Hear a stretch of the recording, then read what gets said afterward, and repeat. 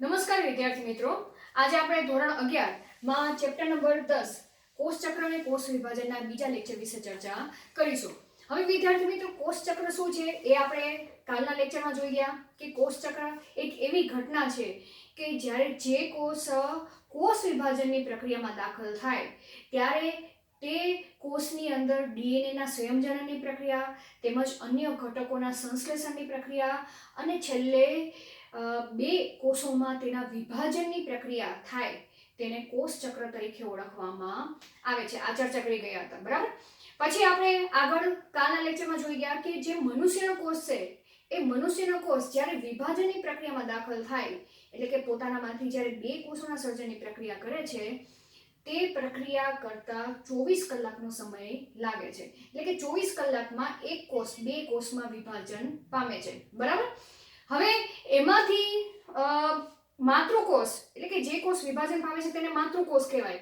હવે તે માતૃકોષ પોતાનો મોટા ભાગનો સમય એટલે કે 95% જેટલો સમયગાળો 24 કલાકમાંથી 95% આપણે ગણી તો 23 કલાક જેટલો સમયગાળો માતૃકોષ એ આંતરાવસ્થામાં પસાર કરે છે અને બાકીનો જે 1 કલાકનો સમયગાળો છે તે માઇટોટિક ફેઝ તબક્કામાં પસાર કરે છે, એટલે કે એમ તબક્કામાં પસાર કરે છે, બરાબર. તે આપણે જોઈ ગયા હતા કાલે. તો કોષ ચક્રને આપણે બે ભાગમાં વિભાજિત કરેલું છે સમજવા માટે. કોષ ચક્ર આપણે મનુષ્યના કોષની વાત કરી છે, બરાબર, કે આંતરાવસ્થા અને કઈ તબક્કો? એમ તબક્કો. મોટા ભાગનો સમયગાળો આમાં પસાર કરે છે, બરાબર. મોટા ભાગનો સમયગાળો લગભગ જોવા જઈએ તો 95% જેટલો સમયગાળો આમાં પસાર કરે છે, જ્યારે એમ તબક્કામાં માત્ર 5% જેટલો સમયગાળો પસાર કરે છે કોષ, બરાબર. એટલે જોવા જઈએ તો 24 કલાકમાંથી કેટલી કલાક? 23 કલાક આંતરાવસ્થામાં પસાર કરે છે, બરાબર. અને એમ તબક્કો એ માત્ર 1 કલાક એમ તબક્કામાં પસાર થાય છે, બરાબર. એ આપણે બધું કાલે ચર્ચા કરી ગયા હતા. હવે તેના સિવાય આપણે જોઈ ગયા હતા કે આંતરાવસ્થાને વિશ્રામી તબક્કો તેમજ પ્રિપરેશન તબક્કો એટલે કે તૈયારીના તબક્કા તરીકે ઓળખવામાં આવે છે. તૈયારીનો તબક્કો સમજવા માટે આંતરાવસ્થાને ફરીથી 3 ભાગમાં વિભાજિત કરવામાં આવેલું હતું. આંતરાવસ્થાને 3 તબક્કામાં જીવન તબક્કો, બરાબર, એસ તબક્કો અને G2 તબક્કો, બરાબર. તેને આધારે આપણે કોષ ચક્રની આકૃતિ દોરવાનો પ્રયત્ન કરેલો હતો કે એમ સમજી લો કે આ કોષ છે. કોષનો મોટા ભાગનો સમય એટલે કે 23 કલાક, બરાબર, એ આંતરાવસ્થામાં પસાર થાય છે. એ કોષ જ્યારે અહીંયાથી તમે સમજી લો કે આ કોષ છે, બરાબર. એ કોષ આ જીવન તબક્કો, આ એસ તબક્કો અને આ G2 તબક્કો, અને અહીંયાથી લઈને આટલો સમયગાળો ત્યાંથી ત્યાં સુધીનો આટલો સમયગાળો એ કયો છે? આંતરાવસ્થા.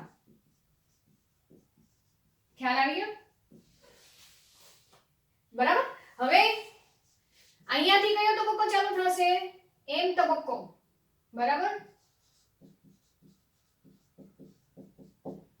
એમ તબક્કાને પણ આપણે બે ભાગમાં વિભાજિત કરેલા હતા કે એમ તબક્કા દરમિયાન બે પ્રક્રિયા જોવા મળે છે, કોષ કેન્દ્ર વિભાજન અને કોષ રસ વિભાજન, બરાબર. અહીંયા તમે જો કદાચ કાલનો લેક્ચર નું લખવાનું રહી ગયું હોય તો આ તો તમારે ચાર્ટ તૈયાર કરવાનો જ છે અને આખા ચેપ્ટર દરમિયાન આ ચાર્ટ તો તમને યાદ રહેવો જ જોઈએ કે એમ તબક્કો દરમિયાન બે પ્રક્રિયા થાય છે, કોષ કેન્દ્ર વિભાજન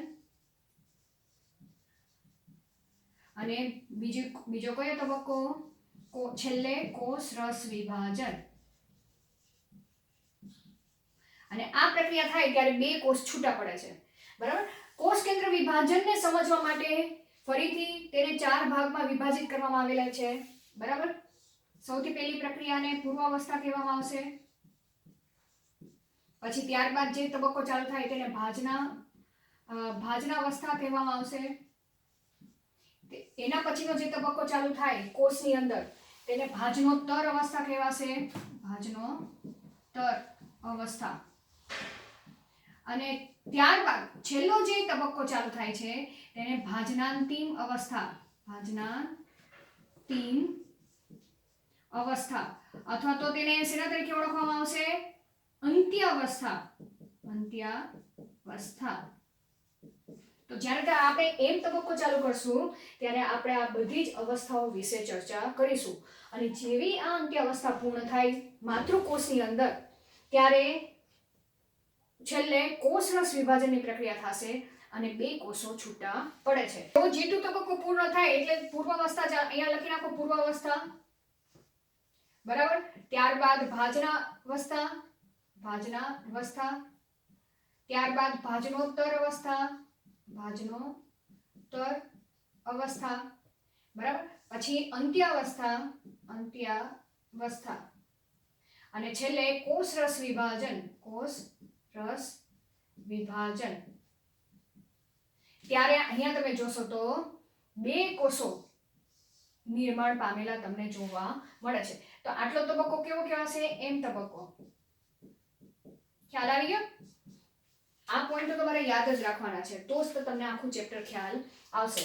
તો આ રીતે અહીંયા તમે જોશો તો એક કોષ છે, બરાબર. તે આંતરાવસ્થામાં દાખલ થાય છે ત્યારે પહેલા તો તે જીવન તબક્કામાં દાખલ થાય છે, ત્યારબાદ S તબક્કામાં દાખલ થાય છે, ત્યારબાદ G2 તબક્કામાં દાખલ થાય છે. G2 તબક્કો પૂર્ણ થઈ ગયા બાદ એમ તબક્કાનો સૌથી પહેલો તબક્કો ચાલુ થશે જેને પૂર્વાવસ્થા કહેવામાં આવશે. પછી ભાજનાવસ્થામાં કોષ દાખલ થશે, ભાજનોત્તર અવસ્થામાં દાખલ થશે, ભાજનાંતિમ અવસ્થામાં દાખલ થશે અને છેલ્લે કોષરસ વિભાજનની પ્રક્રિયાને અંતે 2 કોષ છૂટા પડેલા જોવા મળે છે, બરાબર. તો હવે આપણે આ બધા તબક્કાઓ વિશે ચર્ચા કરવાની છે. તો આજના લેક્ચરમાં આપણે આંતરાવસ્થા વિશે ચર્ચા કરીશું. ખ્યાલ આવી ગયો? હવે આંતરાવસ્થા આપણે ચર્ચા કરી ગયા કે જીવન તબક્કો, S તબક્કો અને G2 તબક્કો જોવા મળે છે. તો હવે એક કોષમાંથી જ્યારે 2 કોષ બને છે તો આપણે કાલે ચર્ચા કરી ગયા કે જેટલું મટીરીયલ છે તે બધું ડબલ કરવું પડે, જેટલું DNA છે તેટલું ડબલ કરવું પડે. તો અહીંયા જીવન તબક્કો, બરાબર. એટલે હવે કોષ વિભાજનમાં દાખલ થવું છે ત્યારે જીવન તબક્કાને આપણે શું નામ આપેલું છે? ગેપ ફેઝ નામ આપેલું છે, બરાબર. GAPE, gap phase. આ તબક્કા દરમિયાન શું થાય છે? આપણે એમ તબક્કો છેલ્લે જોવાનો છે, બરાબર. એટલે અત્યારે તો હું આ લેતી નથી એમ તબક્કો. હવે આ તબક્કા દરમિયાન કોષ એટલે કયો કોષ? માતૃકોષ, બરાબર.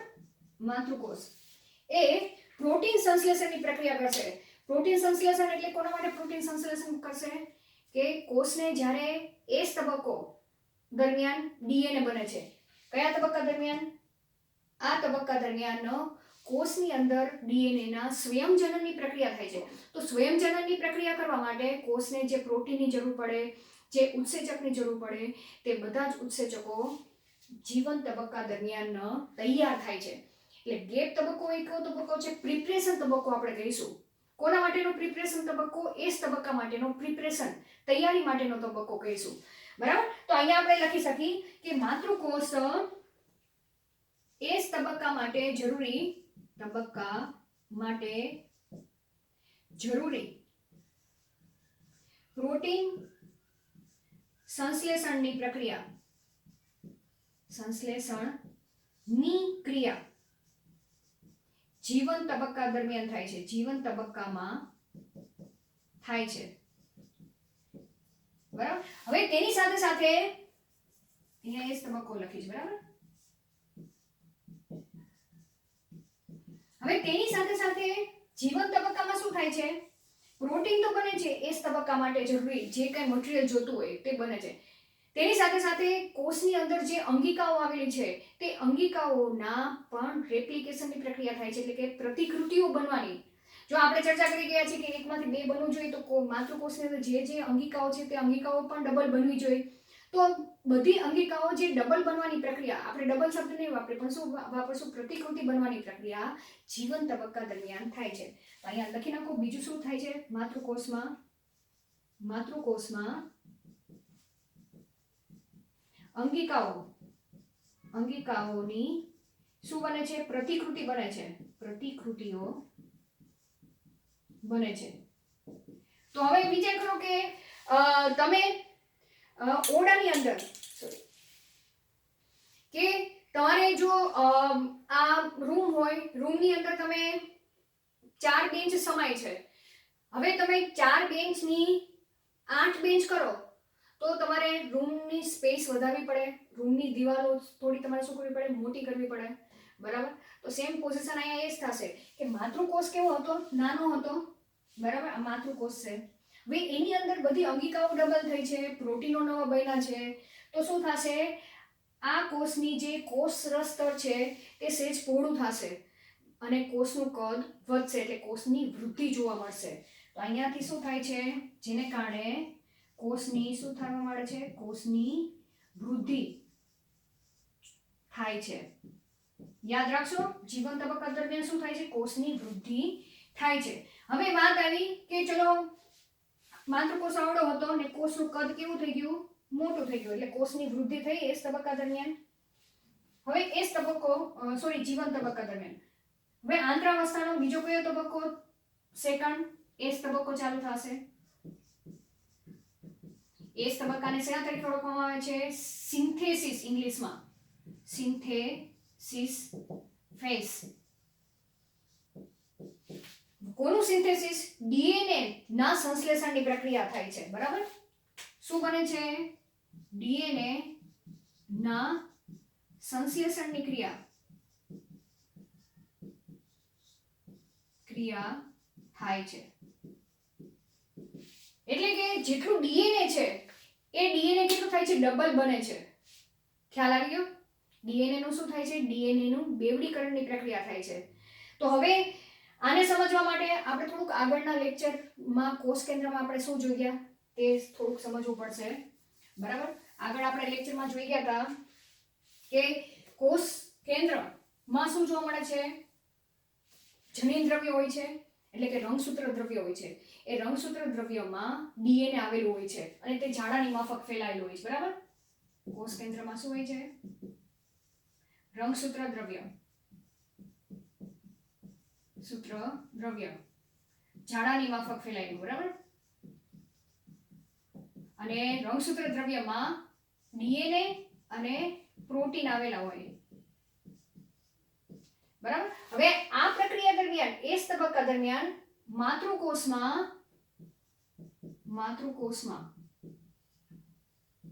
રહેલ કોષ કેન્દ્રમાં, બરાબર, આ યાદ રાખજો, કોષ કેન્દ્રમાં ડીએનએ નું સંશ્લેષણ થાય છે.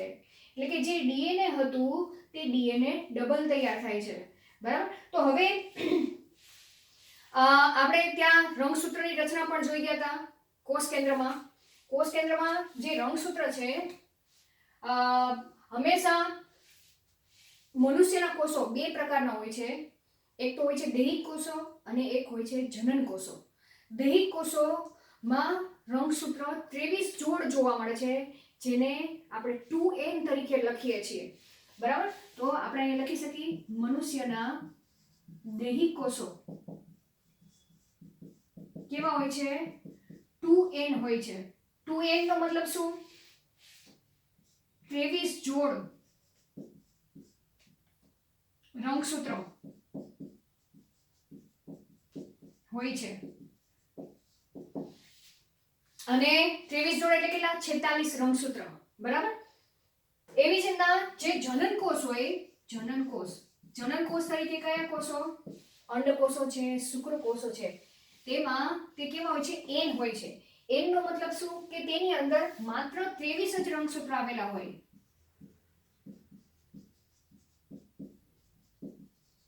બરાબર? જોડમાં ન હોય પણ કેટલા હોય? 23 રંગસૂત્ર આવેલા હોય. તો તેને આપણે કઈ રીતે લખશું? n તરીકે આપણે લખશું. બરાબર? હવે એટલે કે રંગસૂત્રની માત્ર એક નકલ જ આવેલી હોય છે, જોડમાં હોતા નથી. તો હવે જ્યારે એસ તબક્કામાં આપણે રંગસૂત્ર દોરવા જઈએ તો રંગસૂત્ર આપણે કઈ રીતે દોર્યું હતું? રંગસૂત્ર આપણે આ રીતે કરેલું હતું, બરાબર? આ શું છે? રંગસૂત્ર છે. હવે એસ તબક્કા દરમિયાન આ રંગસૂત્ર બીજું કંઈ નથી, તેની ઉપર ડીએનએ ગોઠવાયેલું છે. એટલે કે રંગસૂત્ર શેનું બનેલું છે? આ છે ડીએનએ નું જ બનેલું છે. એસ તબક્કા દરમિયાન નવા રંગસૂત્ર તૈયાર નથી થતા. અહીંયા તમે યાદ રાખજો, રંગસૂત્રો નવા તૈયાર નથી થતા, પણ રંગસૂત્રમાં આવેલ જે ડીએનએ છે એ ડીએનએ ડબલ થાય છે, બરાબર? તો એસ તબક્કા દરમિયાન જે આ શું છે? સેન્ટ્રોમિયર છે, બરાબર?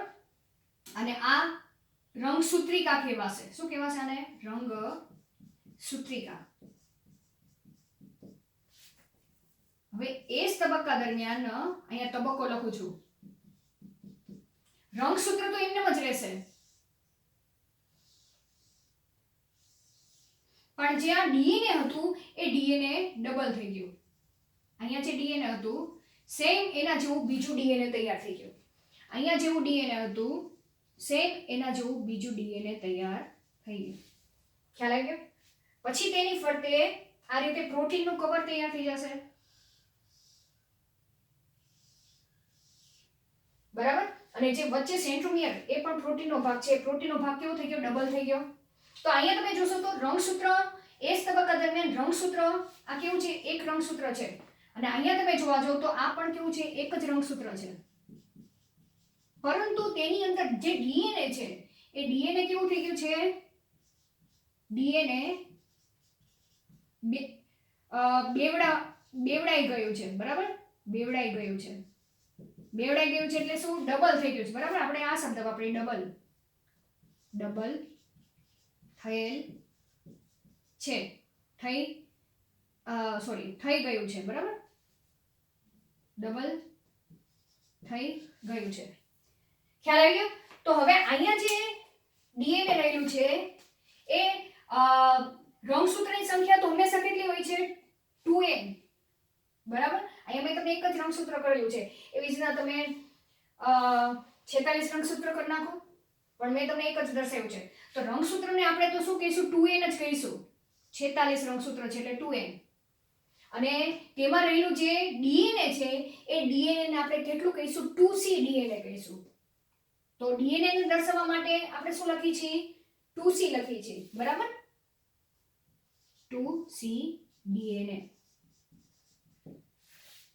એસ તબક્કા દરમિયાન શું થયું? રંગસૂત્ર તો 2n જ રહી ગયું, બરાબર? 2n જ છે, કારણ કે રંગસૂત્ર તો એક ને એક જ છે, તો આપણે 2n જ લખશું. પરંતુ ડીએનએ ડબલ થઈ ગયું છે તો તેને દર્શાવવા માટે આપણે શું લખીશું? 4c. દેખાઈ ગયું? 1 2 3 4. શું લખીશું? 4c. તો અહીંયા લખી નાખીએ આપણે 4c ડીએનએ, બરાબર?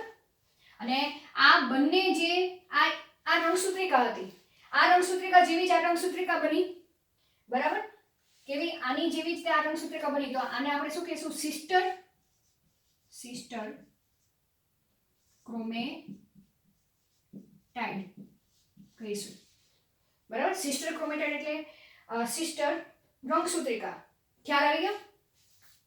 હવે ફરીથી એસ તબક્કા બાદ કોષ G2 તબક્કામાં જાય. G2 તબક્કા બાદ M તબક્કામાં પહોંચે અને M તબક્કામાં આ બધા તબક્કાઓમાંથી પસાર થાય અને બે બાળકોષો બને ત્યારે તેની અંદર 4c રંગસૂત્ર તો 2n જ રહેશે, પરંતુ આ જે રંગસૂત્રિકા છે તે રંગસૂત્રિકા છૂટી પડશે અને તે સ્વતંત્ર રંગસૂત્ર તરીકે વર્તશે અને બે બાળકોષોમાં વિભાજિત થશે. એટલે 2c જોવા મળશે, બરાબર? રંગસૂત્ર ડીએનએ, માનો કે આ કોષ છે, બરાબર? આ કોષ છે. પછી આ M તબક્કામાં દાખલ થયું, જુદા જુદા તબક્કામાંથી પસાર થયું અને બે બાળકોષો બને છે ત્યારે અહીંયાથી શું થશે? વિભાજન થશે અને એક રંગસૂત્રનો ભાગ, માનો કે હું તમને અહીંયા દોરીને દઉં છું, બરાબર? આમાં દાખલ થશે અને બીજું જે બાળકોષ છે તેની અંદર આ રંગસૂત્રિકાનો બીજો ભાગ દાખલ થશે. ખ્યાલ આવી ગયો? અને જેમાં આપણે શું કહીશું, રંગસૂત્ર કેટલા છે? 2n જ રંગસૂત્ર હશે. આમાં પણ રંગસૂત્ર કેટલા છે? 2n રંગસૂત્ર. પણ ડીએનએ ની સંખ્યા આપણે 4c નું શું થઈ ગયું? અડધું થઈ ગયું. બરાબર, આ 4c હતું એનું અડધું થઈ ગયું એટલે 2c ડીએનએ લખીશું. આને પણ શું લખીશું? 2c DNA. બરાબર, તો જે માતૃકોષ હતા સેમ તેવું જ બંધારણ ધરાવતા બે બાળકોષો સર્જન પામે છે. બરાબર, તો અહીંયા આપણે એસ તબક્કા દરમિયાન તમારે આકૃતિ દોરવાની જરૂર નથી, પણ મેં તમને જે 2c 2n કોને કહેવાય અને 2c કોને કહેવાય, 2n તો કન્ટિન્યુઅસ રહેશે કે રંગસૂત્ર તમારે તો 2n બધા માતૃકોષમાં 2n હતા, અને જ્યારે સમવિભાજન થાય એટલે કે બે સરખા બાળકોષો બને ત્યારે રંગસૂત્રની સંખ્યા 2n જ જોવા મળશે. પરંતુ ડીએનએ ની પ્રમાણ માતૃકોષમાં 2c હતું, પછી તે 4c થાય છે અને બે બાળકોષો બને ત્યારે ફરીથી 2c બંને બાળકોષોમાં જોવા મળે છે. તો આ પ્રમાણે જોવા મળે છે. તો અહીંયા તમારે મનુષ્યના દૈહિક કોષોમાં 2n રંગસૂત્રો હોય છે, જ્યારે જનન કોષોમાં n રંગસૂત્ર જોવા મળે છે. અને એસ તબક્કા દરમિયાન શું થાય છે? એસ તબક્કા દરમિયાન અહીં લખી નાખો, એસ તબક્કા દરમિયાન બરાબર જે દૈહિક કોષો હોય, દૈહિક કોષોમાં રંગસૂત્રની સંખ્યા રંગસૂત્ર 2n અને ડીએનએ નું પ્રમાણ 4c જોવા મળે છે. ખ્યાલ આવી ગયો? બરાબર, તો હવે આટલી પ્રક્રિયા એસ તબક્કા દરમિયાન થાય છે. હવે કોષ એટલે આ તબક્કા દરમિયાન ડીએનએ કેવું થઈ ગયું છે? ડબલ બની ગયું છે. હવે કોષ કયા તબક્કામાં દાખલ થશે? G2 તબક્કામાં. હવે G2 તબક્કો એ પણ કયો છે? ગેપ ફેઝ કહેવાશે. બરાબર, ગેપ ફેઝ. આ તબક્કો પણ કેવો છે? પ્રિપરેશન તબક્કો છે, એટલે કે તૈયારીનો સમયગાળો કોષની અંદરનો. આની અંદર શું તૈયાર થાય છે કે કોષની બધી જ અંગિકા, અહીંયા આપણે લખ્યું છે કે કોષની અંગિકા પ્રતિકૃતિ બને છે, એટલે કે નવી એના જેવી જ બને છે. પરંતુ બધી જ અંગિકા જીવન તબક્કા દરમિયાન તૈયાર થતી નથી. અમુક અંગિકા જેમ કે પ્રાણી કોષ હોય તો તેનો કણાભસૂત્ર, વનસ્પતિ કોષ હોય તો તેનો હરિતકણ એ G2 તબક્કા દરમિયાન તૈયાર થાય છે. તો અહીંયા તમે લખી નાખો કે અમુક અંગિકાઓ નિર્માણની ક્રિયા થાય છે. બરાબર, કે તેની પ્રતિકૃતિઓ બને છે. અને G2 તબક્કા દરમિયાન પણ પ્રોટીન સંશ્લેષણની પ્રક્રિયા થાય છે કે કોષને હવે એમ તબક્કામાં દાખલ થવું છે, આ બધી ઘટનાઓમાંથી પસાર થવાનું છે કોષને, તો કોષને એના માટે પ્રોટીનની જરૂર પડશે. એ બધા જ પ્રોટીનના સંશ્લેષણની પ્રક્રિયા G2 તબક્કા દરમિયાન થાય છે. તો અહીં લખી નાખો, કોષને એમ તબક્કા માટે જરૂરી પ્રોટીન સંશ્લેષણનું કાર્ય, પ્રોટીન નિર્માણનું કાર્ય G2 દરમિયાન થાય છે.